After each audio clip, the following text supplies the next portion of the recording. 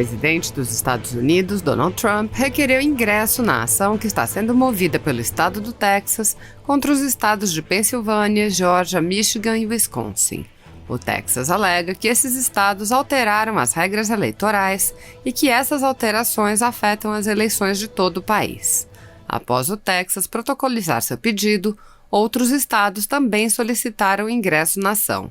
Alabama, Arkansas, Flórida, Indiana, Kansas, Louisiana, Mississippi, Missouri, Montana, Nebraska, Dakota do Norte, Oklahoma, Carolina do Sul, Dakota do Sul, Tennessee, Utah e Virgínia.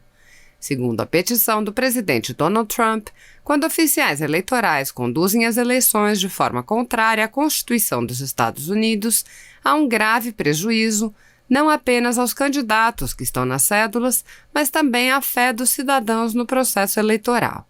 Nas eleições de 2020, a pretexto de reagir à pandemia, os oficiais eleitorais em vários estados-chaves, algumas vezes por iniciativa própria e outras em conexão com ações judiciais, fizeram um esforço sistemático para enfraquecer as medidas que garantem eleições justas e imparciais, criando novas regras para a condução das eleições.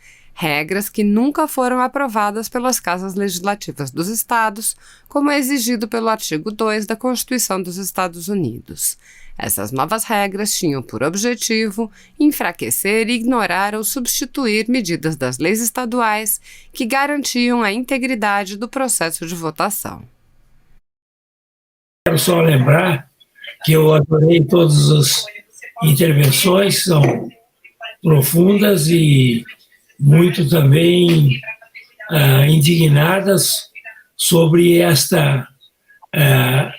um estado de exceção que está imperando no Brasil, uma ditadura do Supremo Tribunal Federal instaurada no Brasil. É uma ditadura que está sendo instaurada no Brasil por esses ministros do Supremo Tribunal Federal.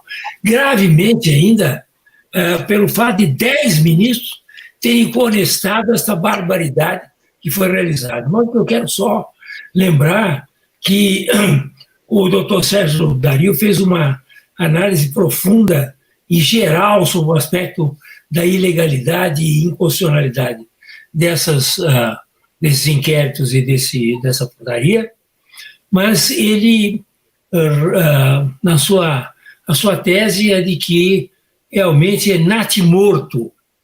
O inquérito é natimorto, os inquéritos são natimortos, e a portaria também. Eu gostaria de discordar dele nessa conclusão, embora elogiando profundamente a sua descrição sobre as ilegalidades havidas. Não é natimorto, não. Ele tem um efeito brutal. Esses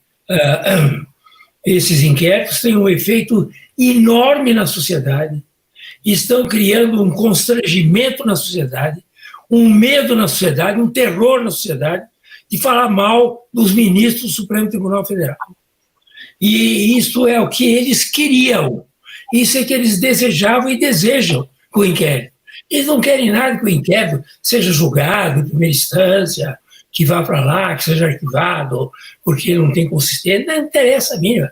Interessa que eles, ao prorrogar 6 meses, não prorrogando, agora com o aval de 10 ministros, eles vão prorrogar, é para criar o terror na sociedade, criar o estado de exceção que eles estão criando na sociedade. Esse é o objetivo. E, portanto, a questão aqui também, eu gostaria de elogiar muito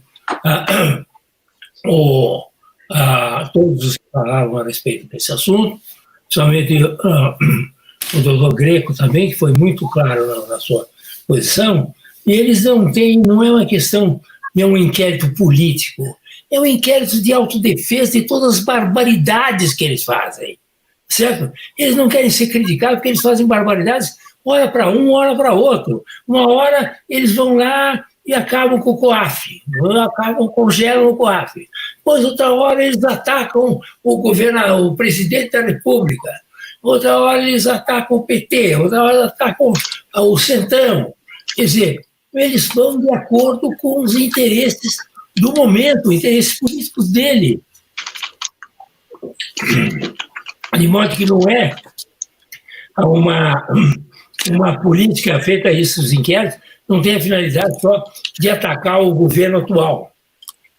Atacar quem vier, conforme as convidências. O que eles querem é se autodefender, dizer, nós vamos criar todas as arbitrariedades e dominamos o país, porque eles dominam, o Supremo Tribunal Federal domina o país hoje, manda o país, dominação, aí no sentido bem político da palavra, dominam o país, tá certo? E não querem nenhuma crítica. E quem criticar, como foi muito bem explicado aqui pelo Paulo Faria, quem criticar, tá certo? É preso e usa com tornozeleira, tá certo?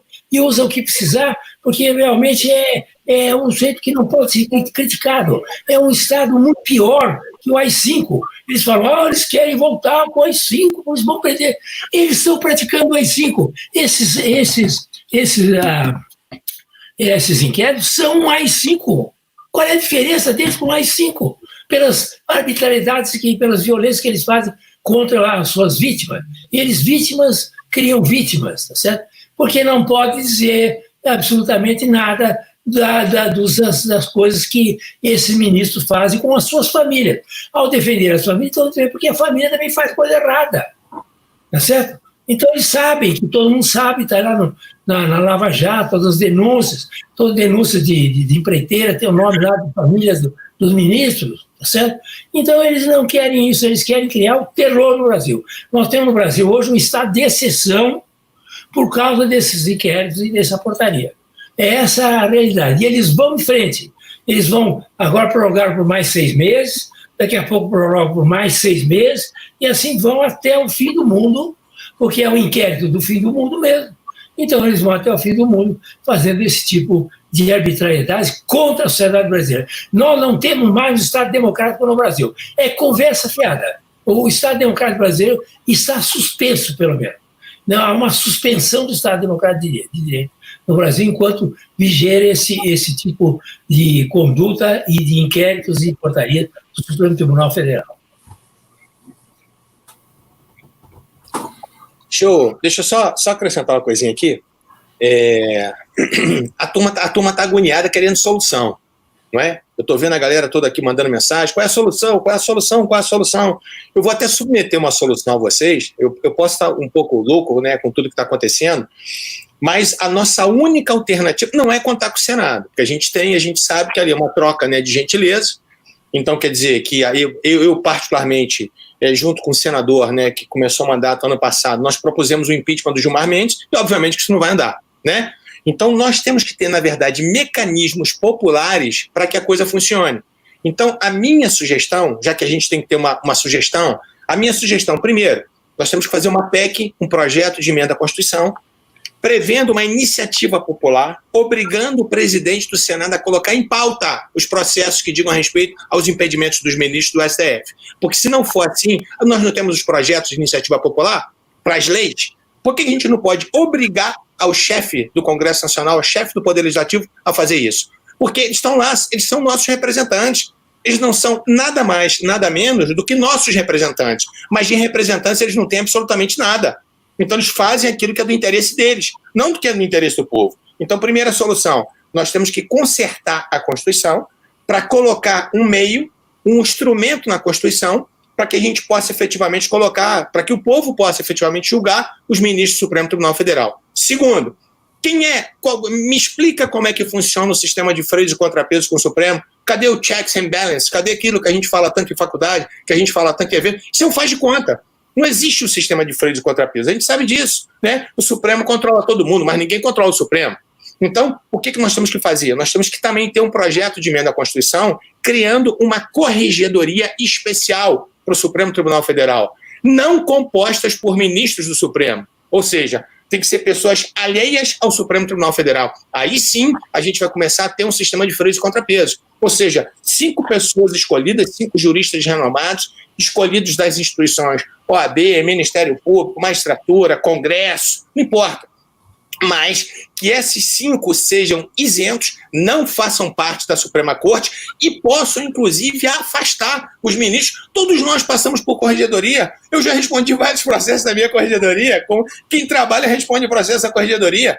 Então, assim, às vezes os amigos, né, que são novos do MP vêm reclamar comigo, Rogério, né, tem uma representação contra mim. Eu falei, amigo, seja bem-vindo à família, é assim que funciona. Então, a gente tem que se explicar com a sociedade. Então, por que eles não se explicam? Então, na minha sugestão, para acabar com a agonia da galera aqui toda que está perguntando quais são as sugestões, na minha concepção, são 2 projetos de emenda à Constituição. Um, efetivamente, fazendo essa iniciativa popular, né? Para que o presidente do Senado, se ele não cumprir com o papel dele, porque ele é prevaricador, porque ele não cumpre com o papel, tem inúmeros pedidos de impeachment no Senado. Por que isso não se coloca em pauta? Ou seja, quer dizer que as vozes dos senadores não valem absolutamente nada? Segundo, a necessidade já passou do tempo, na verdade, de se ter uma corregedoria. Por quê? Que eles não são passíveis de serem punidos administrativamente? Por que isso não acontece? Ou seja, eles não são supremos. Supremo, quem for, e se for, é o tribunal, e não as pessoas que compõem o Supremo. Então, eu estava agoniado, era para poder falar isso antes que vocês fossem embora, né, para que vocês pudessem até criticar também um pouquinho aí.